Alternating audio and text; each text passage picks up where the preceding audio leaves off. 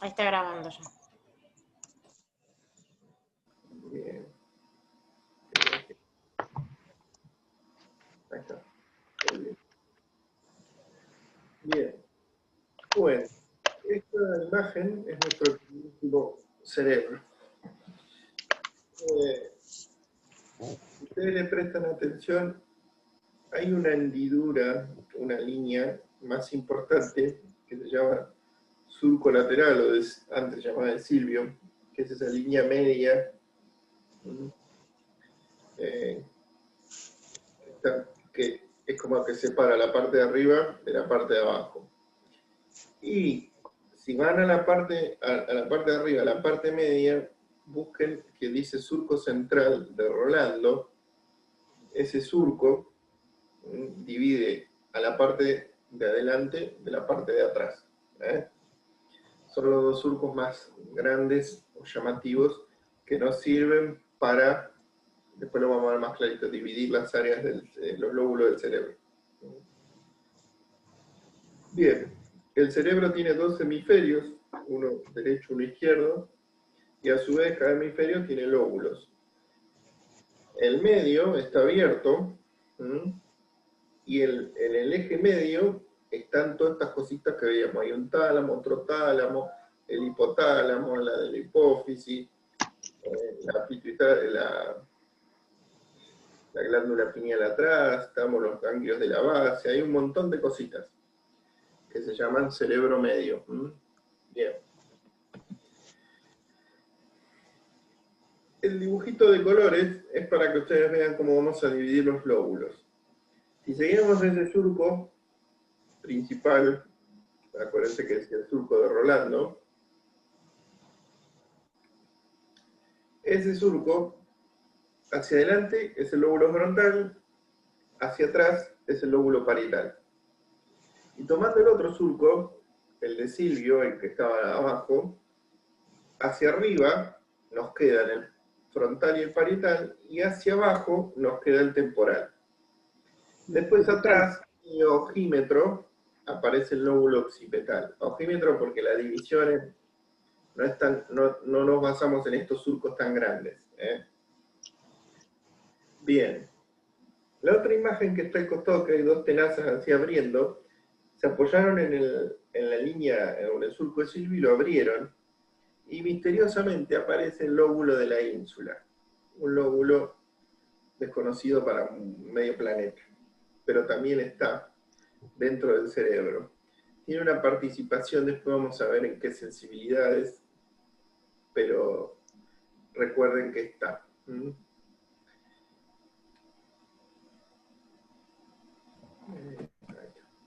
Bueno, fíjense esto que yo les decía, esto es para comparar la médula con el cerebro. ¿En qué sentido? En el sentido de la sustancia gris y la sustancia blanca. Fíjense la diferencia entre sustancia gris y blanca. O sea, hay mucha más sustancia blanca que sustancia gris. Esto es por lo que yo les decía. La sustancia gris es la que usa la nafta, digamos, la EpiPower. Y la sustancia blanca la hace mandar con gas. Entonces es mucho más económica. Fíjense que todas las cortezas son grises. O sea, la concentración neuronal de la corteza es importantísima. Ahora, después vamos a ver, cuando veamos sensibilidad y motricidad, vamos a ver específicamente bien cuáles son las áreas de las cortezas. Las áreas motrices, las áreas sensitivas y demás. Las áreas de los sentidos. Pero esta imagen que tenemos el cerebro así cortado de frente también está buena para que vean todo ese mundito que hay en el medio, que era lo que yo les decía, ese cerebro que queda en el medio, donde están los núcleos de la base, ahí hay una unión, que después cuando vemos ahora el corte lateral, es el famoso cuerpo calloso, que es el que une un hemisferio con el otro, la información cruza de un lado al otro. Esto de que vamos a desmentir algunas cosas del cerebro. porque hay mucho mito sobre el cerebro. Primero que la diferencia entre el posible tamaño del cerebro del hombre y la mujer es una cuestión anatómica, de estructura. El cráneo es más chico, el cerebro no puede ser más grande que el cráneo. ¿Estamos? Eso es así. No tiene nada que ver con el contenido neuronal o la capacidad del cerebro. Es una condición anatómica. Como la mujer es más bajita que el hombre, la mujer tiene menos masa muscular que el hombre. Es una construcción anatómica. No tiene nada que ver con el funcionamiento del cerebro. Primera cosa a tener en cuenta. Otra cosa, esto que les decía, la gran parte del día el cerebro está en automático, nos miente mucho el cerebro. Construye muchas veces lo que quiere, no lo que es. La gran mayoría de nuestras funciones son automáticas, no requieren de nuestra conciencia. Nuestra conciencia está poco rato al día prendida, como en este momento, que ustedes están muy atentos prestando atención a ciertas cosas que yo digo. Ahí están consumiendo corteza. Esa corteza no puede estar todo el día prendida, puede estar un rato prendida. ¿Por qué? Porque si estuviera todo el día prendida, esa corteza necesitaría toneladas de azúcar, de glucosa, y una usina termoeléctrica de electricidad. Recuerden que el cerebro funciona neuroquímicamente, o sea, con neurotransmisores y con electricidad, con las dos cosas. Después vamos a ver bien la neurona, cómo funciona su movimiento eléctrico y su movimiento neuroquímico. Ahora, el cerebro se come el 60% del azúcar que ingresa al cuerpo. O sea que el cerebro es un diabético nato, necesita más azúcar que nadie. Esto es para que se den cuenta del potencial de consumo del cerebro. Fíjense que el 40% del azúcar que ingresó a tu cuerpo, vos la distribuís entre músculo, articulaciones, órganos y demás. Y el 60% se lo morfa solo el cerebro.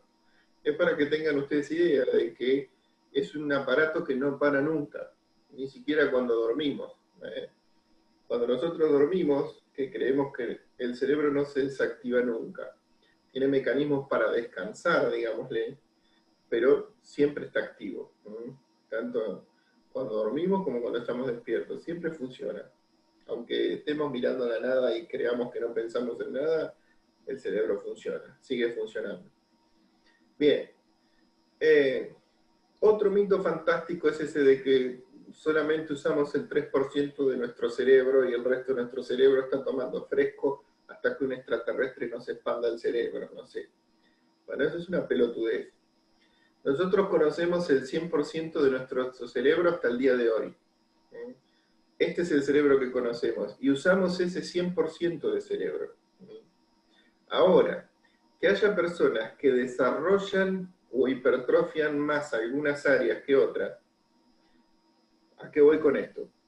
Hay un tipo de autistas, que le dicen los savantes, que tienen una memoria, o sea, su cerebro se desarrolla pura y exclusivamente en el área de memoria, no desarrollan más nada, no sirven para nada. Lo único que saben hacer es recordar absolutamente todo lo que ven o leen. Entonces vos le das un libro y el tipo puede recordarte página, párrafo, palabra, texto e incluso decirte de memoria el libro si quiere. Cuando vos lo escaneás a ese cerebro, el área de las memorias es así.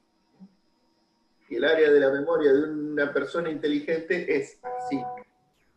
¿Qué quiere decir? Que el cerebro se hipertrofia o aumenta muchísimo sus conexiones como quiere y para lo que quiere.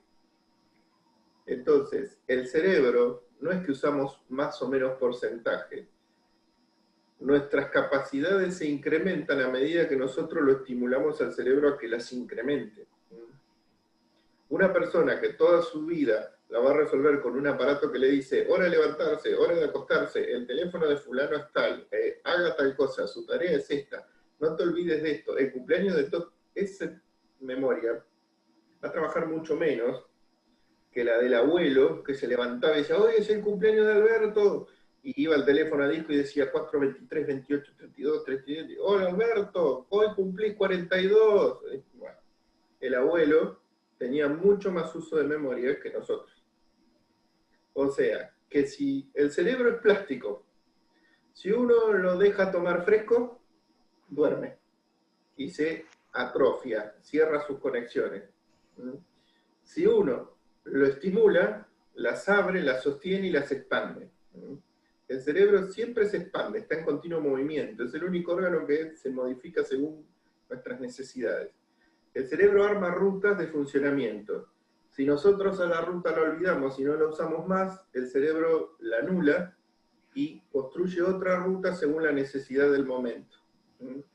Por eso, si nosotros calculábamos cuando éramos chiquitos a mano, cuentas básicas, y un día empezamos a usar la calculadora, cagamos. El cerebro no necesita más la ruta de cálculo manual, la deshace con el tiempo.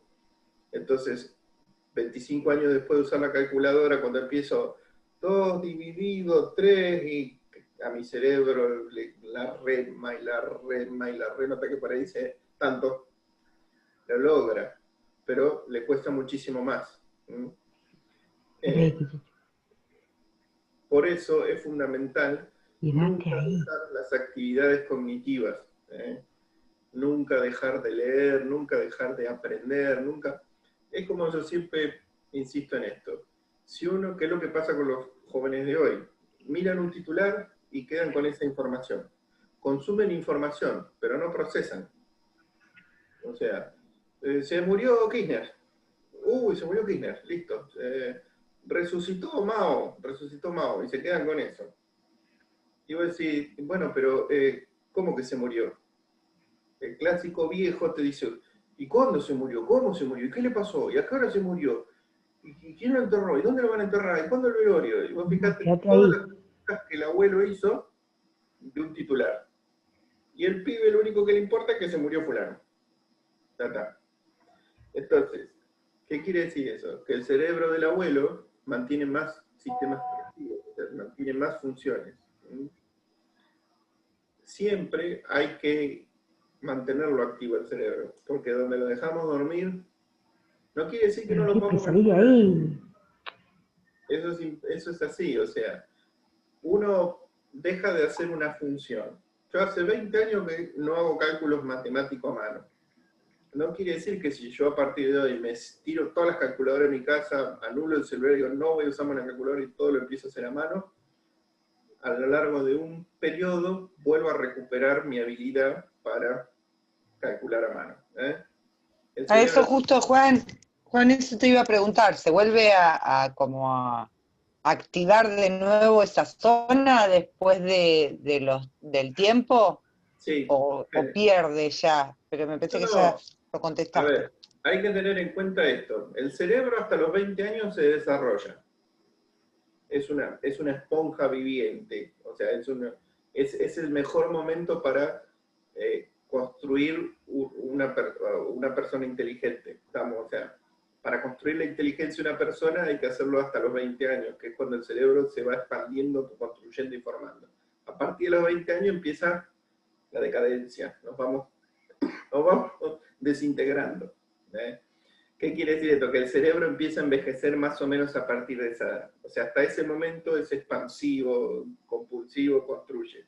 A partir de ahí se empieza a quedar un poco.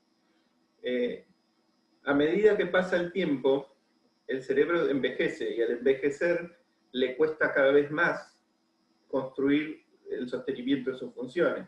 Entonces, algunas cosas, cuando vos evaluás a una persona de 80 años, ves que hay algunas funciones que funcionan muy bien y otras que se vinieron abajo. Entonces, ¿qué te indica eso? Que el deterioro y el desgaste te tira abajo algunas funciones y otras no. Entonces, depende qué querés recuperar, lo podés hacer mejor o no. Vos decís, bueno, tengo 40 años, quiero recuperar tal habilidad. Seguro que la recuperás. A los 50 años también. Ahora, ya si tenés 70, 80 años, es más difícil. Se complica, porque una de las principales caídas que tiene el cerebro en la vejez es la memoria de trabajo, la herramienta más vital de todas, que es la memoria que nos permite aprender en el momento. Esa es la que empieza a perder y a deteriorar siempre la vejez. Por eso el abuelo es un gran contador de historias, pero no aprende un corno. O sea, el abuelo te puede contar la vida de Frondizi desde que nació hasta que se murió, pero te va a preguntar 14 veces qué temperatura hace. Hoy está fresco, ¿no es cierto? ¿Hay que ponerse el abrigo o no? ¿Está fresco hoy? ¿Salimos con abrigo o no? Te lo va a preguntar 5 o 6 veces, seguro. Hasta que sale y se da cuenta que hace frío y se pone el abrigo. Pero sin embargo se va a acordar de todo y te va a contar cosas y nunca se le acaba el repertorio para contar. Pero le cuesta mucho aprender la información de ahora. Entonces esos son deterioros fisiológicos que tenemos, que están. Entonces uno tiene que pensar que cuanto más viejo es uno, más le va a costar recuperar. Pero siempre recupera uno funciones y datos. Tarda más tiempo, es más lento, pero lo recupera. Cuando uno se da cuenta que pasa el tiempo y no lo puede recuperar, eso ya es un deterioro cognitivo. Ese cerebro ya tiene un área que está patinando, que no está funcionando. Si tardé 5 días en recuperar cómo se llamaba Robert De Niro, ese que trabajaba en la película Taxi Driver del año 70, no importa que tardé 4 días, lo recuperé, quiere decir que mi memoria funciona. Ahora, si pasa un mes y medio y yo sigo pensando en la película esa del taxi, que trabajaba ese tipo morocho, y no me viene el nombre nunca, ni de la película ni del actor, ahí sí hay que pensar que hay deterioro. Siempre no importa cuánto uno tarde, si uno lo recupera, quiere decir que la memoria avejentada o lenta, pero funciona. Si uno no lo recupera, ahí sí es un error de memoria, o sea, ya está deteriorada. Pero bueno, el cerebro siempre te da la chance de recuperar información y de recuperar habilidades hasta cierta etapa de nuestra vida. Pero cualquier persona hasta los 50, 60 años tiene total capacidad para recuperar una actividad que dejó de hacer o alguna función cognitiva que dejó de hacer. También tenemos personas que llegan a los 70, 80 años y tienen una lucidez que es formidable. En este país tenemos una señora con un grado de perversión muy formidable que tiene casi 90 y pico de años y es una de las mentes más maquiavélicas y perversas de la República Argentina y ahí anda. Por suerte ahora está guardada, pero la tenemos que bancar a la nieta. Hablo de la señora Mirta Legrand.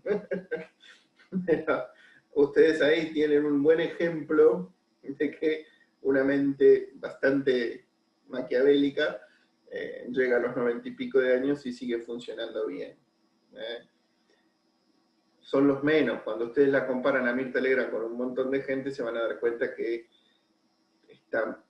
tiene un caudal cognitivo y una función que no todos los de su edad tienen. No sé si es de familia o no. El hermano de ella, si alguna vez lo vieron, que era el que creó el Festival de Cine de Mar del Plata, era... Josecito. Entonces, no sé si era hasta más lúcido que ella. Era un tipo formidable escucharlo hablar. No era tan Gorilowski como Mirta, era un poco más zurdo. Pero me refiero a que era un tipo mucho más, que era como ella, así rápido, atento, prestaba atención a todo, estaba en la organización, un tipo que tenía y pico, 90 años y seguía organizando el Festival de Cine, y estaba en primera fila sentado, controlando que trajeran, pusieran, sacaran, que, pues si me tengo 90 pirulos, la vida hecha, ¿qué carajo hago sentado ahí? Bueno, son mentes que no todos están.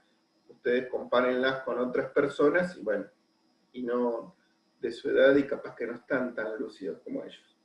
Eso marca que el cerebro envejece como se le canta. Como se le canta siempre y cuando uno haga un envejecimiento fisiológico. Si uno hace un envejecimiento prematuro, forzado, terminamos como Charly García y Maradona. ¿Estamos? Fíjense, ustedes comparen a Maradona cumpliendo 60 años y no puede encima que y a Mirta Legrand cumpliendo 90 y pico de años y cómo funcionan. Después tenemos los envejecimientos forzados que son por sustancias y demás. Eso ya es otro tema. Bien, pero siempre recuerden que el cerebro recupera las cosas. Hay que hacerlo, si uno lo hace trabajar bien al cerebro, Es la mejor manera de prevenir el Alzheimer. Cuanto uno más lo ejercita el cerebro, el día que nos agarra el alemán, tardamos más tiempo en desaparecer. Vamos perdiendo información y datos, pero como tenemos tanta conexión, zafamos, la remamos mucho más. Cuanto menos conexión tiene el cerebro, más rápido y más letal son estas enfermedades degenerativas. Si ustedes prestan atención, ustedes comparan, no sé, un abogado y un albañil, esto fue una cosa que se hizo en una época, se seguían en profesiones de intelectuales y no intelectuales. Entonces, y se vio que cuando el albañil llevaba 5 años de Alzheimer, tenía un deterioro que parecía Maradona. Lo único que decía era, en cambio el abogado llevaba 5 años y apenas se le borraban algunas cosas. Eso que marca que el Pac-Man que nos va comiendo, cuanto más tela tenemos, más contenido tenemos, más conexiones tenemos, más le cuesta comernos, nos come más despacito, nos da más cuerda. Por eso es que uno siempre insiste tanto que después de cierta edad al abuelo, esto, hay que dejarlo leer, hay que dejarlo escuchar la radio, mirar la tele, pintar, cortar, hacer, pegar, cualquier actividad cognitiva que haga el crucigrama, que se levante y ahora lea el diario de punta a punta, no importa qué actividad, pero que sea cognitiva, lo ayuda a mantenerse mucho mejor si le toca una de estas enfermedades. Si no le toca, bueno, no pasa nada. Lo pisa el tren, como dicen. Esta imagen es un corte lateral. Es para que ustedes vean cómo el cerebro se apoya de la manera que yo les decía hoy sobre el eje medio, que era el cerebelo con el tronquito. El tálamo, todo.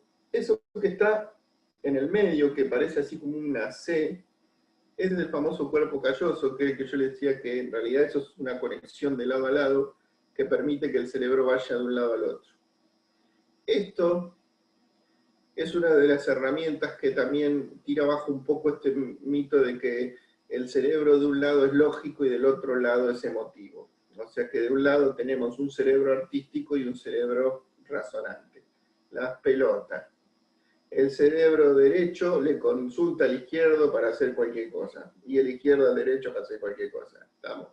El cerebro es uno, funciona todo al unísono. O sea, no es que cuando yo estoy haciendo lógica matemática se me activa el lado izquierdo y el lado derecho está tomando fresco esperando que aparezca la caricatura o el dibujito animado o la pintura de Van Gogh para que se me active. ¿Estamos? No. Las áreas, después vamos a ver bien los lóbulos, cada lóbulo tiene su dedicación específica a ciertas funciones. Y todo eso se interconecta. ¿Por qué? Porque el lóbulo frontal es el que más cosas controla. Pero el lóbulo frontal no hace casi nada sin que el temporal lo intervenga. El temporal es el que controla la emoción. No somos razonantes, somos emocionales. Eso es así. Todos nuestros razonamientos, lógicas, decisiones, acciones, sufren la interferencia emotiva, siempre. Y la interferencia emotiva ¿de qué depende? De nuestras memorias. Entonces, para cualquier movimiento de codo que vamos a hacer, vamos a necesitar al frontal, a la memoria, al temporal y a un montón de cositas que andan dando vueltas. O sea, no existe un lado del cerebro de una cosa y un lado del otro. El cerebro va y viene la información a través de este mecanismo de conexión de un lado al otro y usa todo.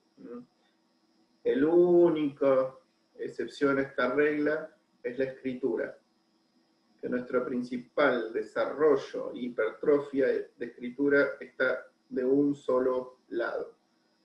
Después vamos a ver eso. Por eso es tan choto el tema de la escritura para recuperarlo en un ACV. Porque es una de las pocas habilidades que rompiendo un lado jodimos a la persona. Mientras que las otras actividades están en espejo de los dos lados. Entonces jodemos un lado, pero el otro lado nos ayuda. Por eso la escritura es tan difícil recuperarla muchas veces junto con el habla. sobre todo la parte de asociación de escritura y eso, que es un área que está más desarrollada de un lado, que es el área del lenguaje. Bueno, antes de que su cerebro se les apague,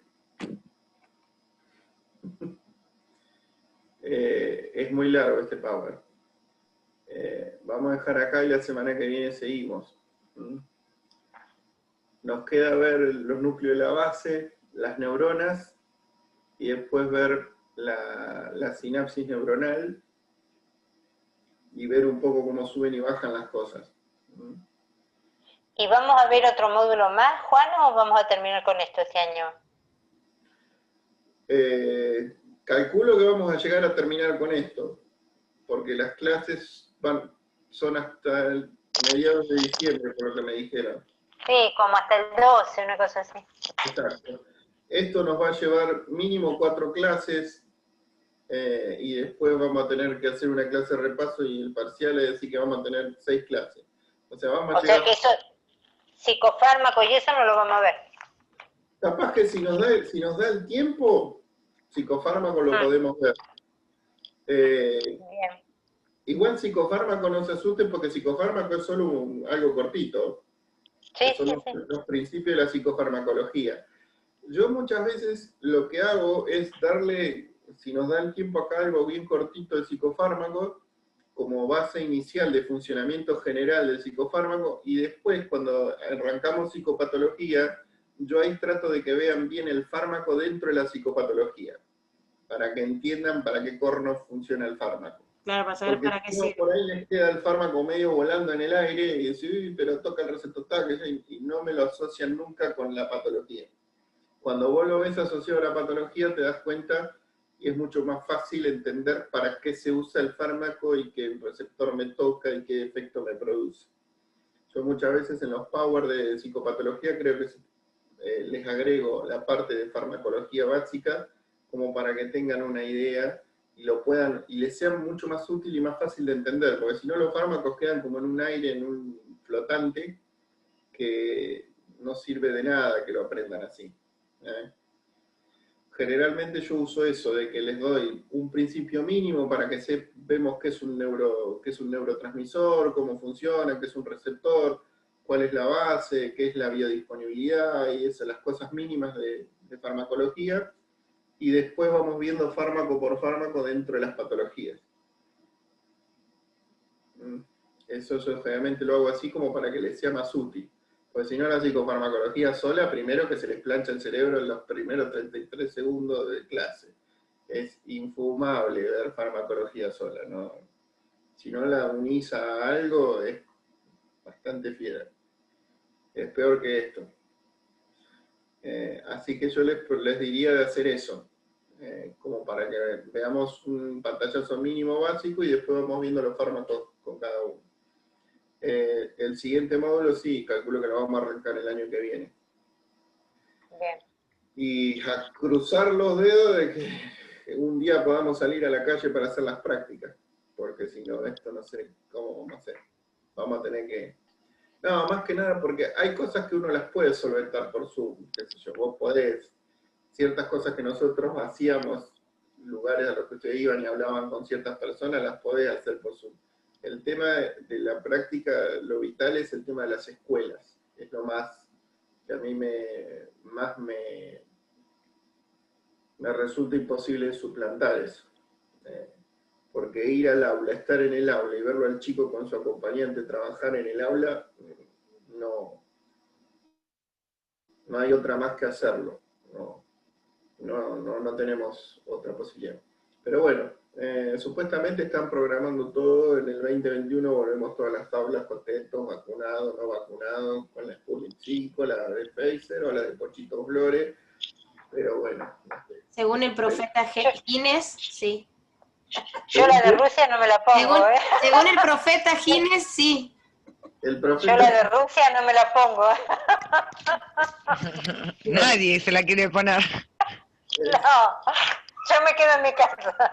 Ya, yo, lo único que yo nunca me podría en mi vida, porque realmente me aterra, es todo lo que venga de la República Popular de China. Ah, bueno, buen dato. yo no me pondría absolutamente nada que venga de China. Lo que viene de Rusia, qué sé yo, es de dudosa procedencia, hay que ver. Pero bueno, no sé, yo tengo una duda existencial, no sé si le tengo más miedo a una vacuna producida por un laboratorio dirigido por Trump o por un laboratorio dirigido por Putin. Me aterran ambas. O sea, yo la de Pfizer o la rusa no me las pongo ni en pedo.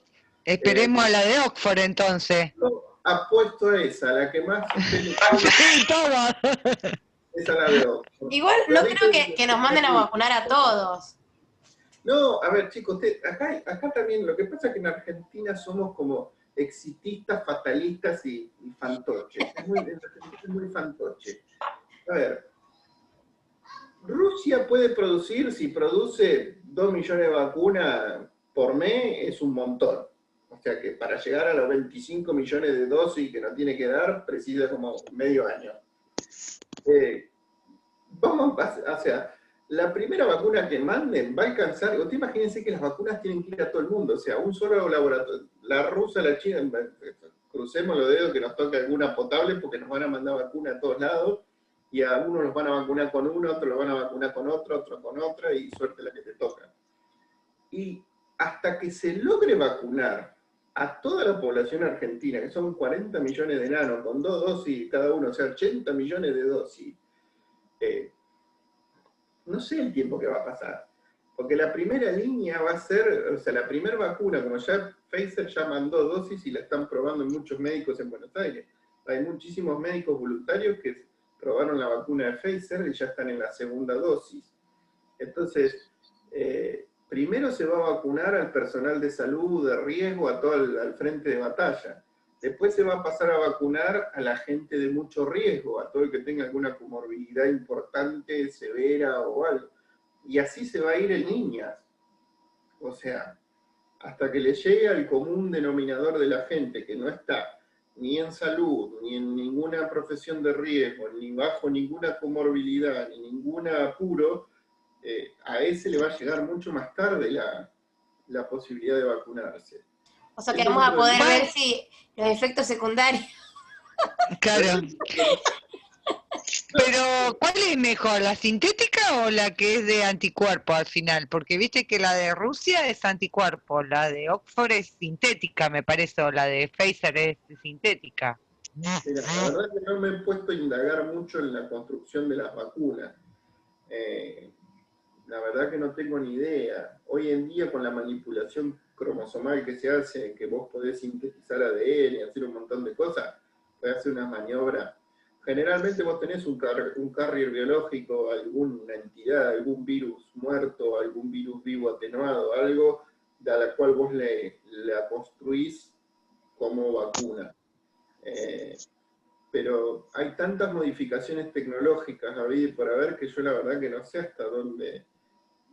Aparte la televisión te dice cualquier cosa, o sea, ya mañana nos vacunan a todos, ya van a poner en el calendario de vacunación la vacuna. Yo por ahí escucho cada pelotudez que... Y después sale el mamadera este de Ginés, pobre.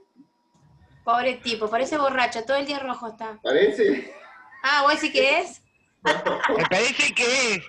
Whisky, me parece que le da el whisky. Oh, toma desde la época de... Este estuvo en la época de Néstor, de Cristina, pasó por toda la época. No, tiene viñedos él. Tiene viñedos. Encima, pobre. Sí, tiene viñedos. Sí, le habían hecho una denuncia porque los empleados cobraban ATP. Mirá, por eso, bueno, le habían hecho... Estábamos pagando a un... ¿Cómo se llama? Los que catan los vinos, que era español, que cobra fortuna, y se lo estábamos pagando nosotros el ATP. Mirá, bueno, está bien, al catador. Necesitaba una ayuda del gobierno. Y sí, el catador español, pobre. No, el tema de la vacuna es re difícil, no es tan fácil. Lo que pasa es que acá entramos en estos movimientos televisivos que nos despedazan el cerebro. No miren tele, porque la tele no pudre el seso, no miren tele y tampoco se queden con el titular, porque el titular es un desastre. Después entras a la nota y es totalmente lo contrario del titular. Sí. Por eso justamente yo les daba este ejemplo del titular, o sea, no quedarse con esa info y como el abuelo te hacía 40 preguntas en base al titular. Hay que hacer como hace el abuelo, leer el titular y cuestionarlo, ¿y por qué? ¿Y para qué? ¿Y por qué? ¿Y quién dijo? ¿Y por qué? ¿Y cómo viene? ¿Y cuándo? ¿Y por qué? cuanto más por qué vos le pongas al titular, más correcta va a ser la información. Y no quedarse con lo que diga una información, siempre revolver. Revolver, y buscar, ir a buscar. Hay mucha información falsa, o sea, a Facebook y a todas estas entidades les es rentable la información falsa. O sea, el 95% de las cosas que vos ves en tu muro es falso generalmente. ¿Por qué? Porque es un clic en automático que no analizás mucho. Entonces la información real no da ganancia. Siempre la información falsa es la primera que uno consume y la que le da ganancia a ellos. Entonces está este problema. Hay un documental muy interesante que lo pusieron en Netflix no hace mucho, que se llama El Dilema Social. Si pueden, mírenlo. Explica muy bien cómo todas las redes sociales y todos estos sistemas y plataformas construyen de cada uno de nosotros un avatar específico para saber cómo manipularnos y controlarnos. O sea, cómo darnos lo que nosotros queremos. Un ejercicio muy simple que te muestra ahí es que vos tomes 3 teléfonos y a los 3 le abras Facebook y te fijes que si en los 3 podés encontrar la misma información. Elegís un artículo de uno de ellos y en los otros 2 tratar de encontrarlo. Vas a ver que no podés. ¿Por qué? Porque cada pantalla está diseñada para el consumidor dueño del teléfono. Es muy interesante todas las cosas, y es interesante porque está hecho por gente que trabaja para todas estas entidades. Eso es lo que por ahí le da mucho interés. Está muy bien hecho. La verdad que de vez en cuando a Netflix se le cae alguna cosa útil por la vida y la humanidad. Pero bueno. Bueno, el miércoles que viene terminamos con esto. No nos queda mucho. Y de última vemos si hacemos un pedacito de algo más, y que sería el sistema nervioso autónomo. Vamos a ver cómo nos da el tiempo.